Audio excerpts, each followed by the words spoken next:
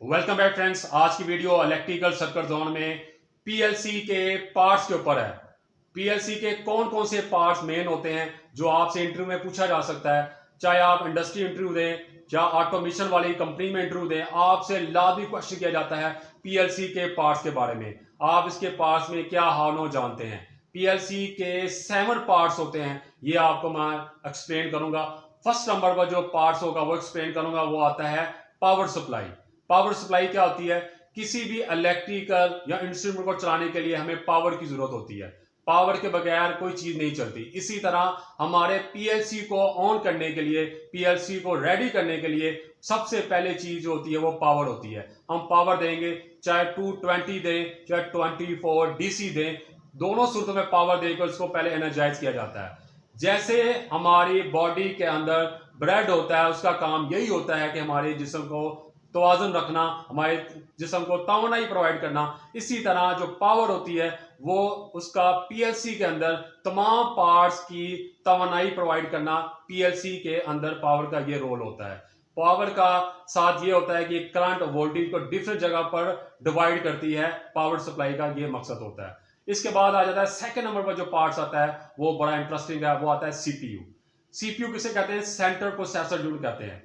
जैसे हमारे माइंड है, हमारा ब्रेन है, सेम इसी तरह ये काम करता है। ये हमारे सिस्टम के अंदर पैरामीटर, इसके अलावा कैलकुलेशन और डिसीजन लेना, ये तमाम काम जो होते हैं ये सीपीयू के होते हैं। ये इनपुट आउटपुट जो भी इनको रिक्वायरमेंट होती है तमाम चीज़ों को अपने अंदर सेव करता है। इसके मुताबिक डिसाइड करता है, जो आपने इसको प्रोग्राम दिया होता है उसके मुताबिक आपको रिस्पॉन्स देता है।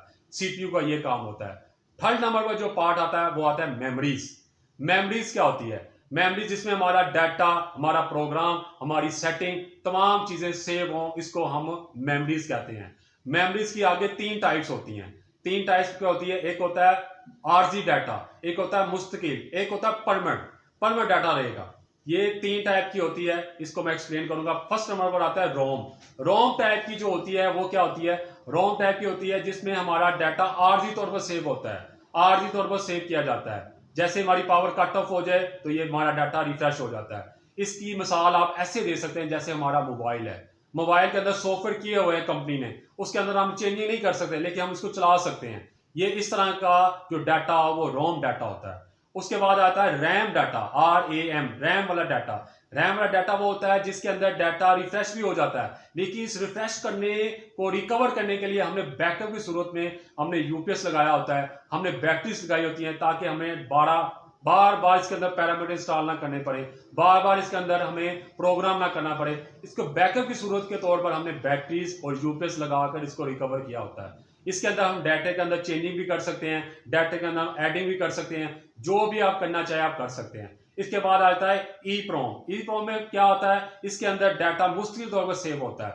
लाइट जा भी जाए कोई प्रॉब्लम नहीं, लाइट बंद हो जाए कोई प्रॉब्लम नहीं, फ्लक्चुएशन हो जाए, डाटा आपका सेव रहता है। इसके अंदर कोई चेंजिंग नहीं होती। डाटा रिकवर हो भी सकता है, सेव भी रहता है। इसके अंदर चेंजिंग आप खुद भी कर सकते हैं, और डाटा सेव के अलावा स्टोरेज के लिहाज से ये बहुत अच्छा इसके अंदर मेमोरीज होती है। उसके बाद आ जाता है 4 नंबर पर जो पार्ट्स आता है वो बड़ा इंटरेस्टिंग पार्ट आता है, उसे इनपुट डिवाइस कहते हैं, इनपुट मॉड्यूल कहते हैं। इनपुट मॉड्यूल क्या होता है? ये एक ऐसी डिवाइस होती है जैसे हमारे स्विच हैं, पुश बटन है, इसके अलावा सेंसर है, लिमिट स्विच है।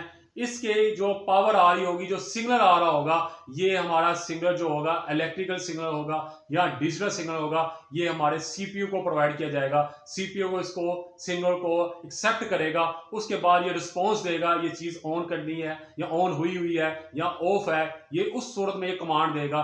फॉर एग्जाम्पल हमारा किसी शख्स ने या किसी ने लिमिट स्विच को ऑपरेट करवाते हैं, तो ये सीपीयू हमें कमांड देगा कि ये चीज ऑपरेट हो चुकी है। इसका काम ये होता है कि हमारे सिग्नल को, चाहे वो इलेक्ट्रिकल सिग्नल है चाहे वो डिजिटल सिग्नल है, इसके मुताबिक रिस्पॉन्स देना।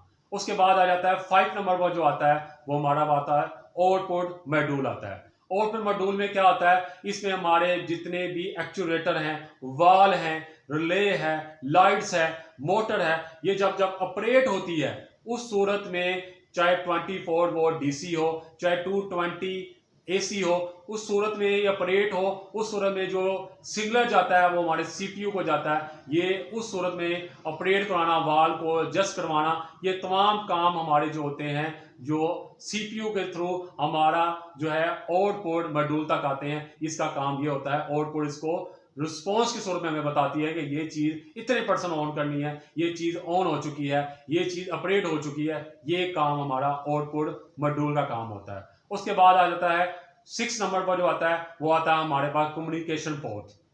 कम्युनिकेशन पोर्ट क्या होती है?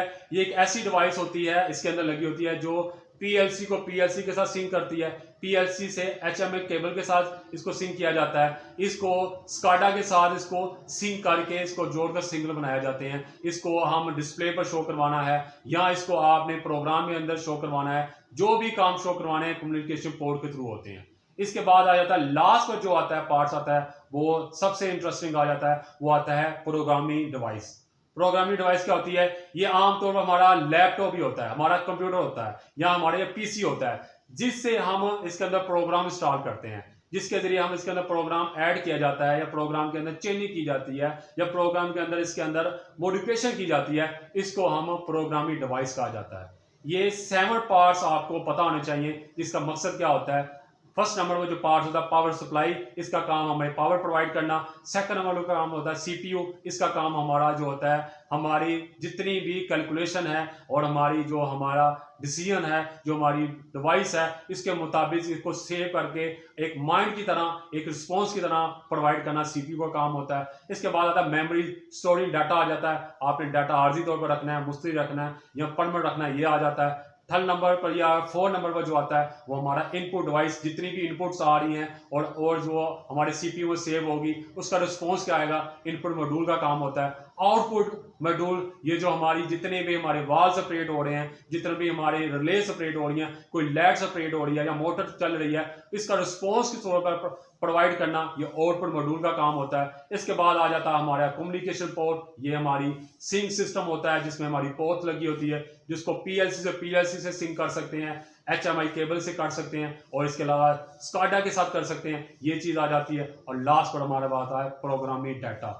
ये वो डिवाइस होती है जिससे हम किसी चीज के अंदर एडिंग कर सकते हैं, किसके अंदर मॉडिफिकेशन कर सकते हैं, या डाटा को रिफ्रेश कर सकते हैं, डाटा को ऐड कर सकते हैं। ये एक पीसी की तरह काम करता है, लैपटॉप की तरह काम करता है। ये 7 पार्ट मैंने आपको एक्सप्लेन किए ताकि आपके नॉलेज में इजाफा हो। कहीं भी आप इंटरव्यू दे जाएं, पीएलसी के 7 पार्ट्स के आपके ज़हन में होने चाहिए। ये आपके कॉमन पार्ट्स हैं, इसके बारे में आपको हार न होनी चाहिए। मेरी आज की जो वीडियो थी वो पीएलसी के पार्ट्स के ऊपर थी ताकि आपको हार न मिले, ताकि आप इंडस्ट्री में इंटरव्यू देने जाएं आप इजीली इसको एक्सप्लेन कर सकें। ये 7 पार्ट तमाम पीएलसी के अंदर ये पाए जाते हैं, तमाम पीएलसी के अंदर ये 7 पार्ट मौजूद होते हैं ताकि आप जब भी फील्ड में जाएं आपको इसके बारे में हार न हो। मेरी वीडियो को लाइक कीजिए, मेरी वीडियो को वॉच कीजिए। मैं इस तरह की इंटरेस्टिंग वीडियो आपसे शेयर करता रहता हूँ। Thank you.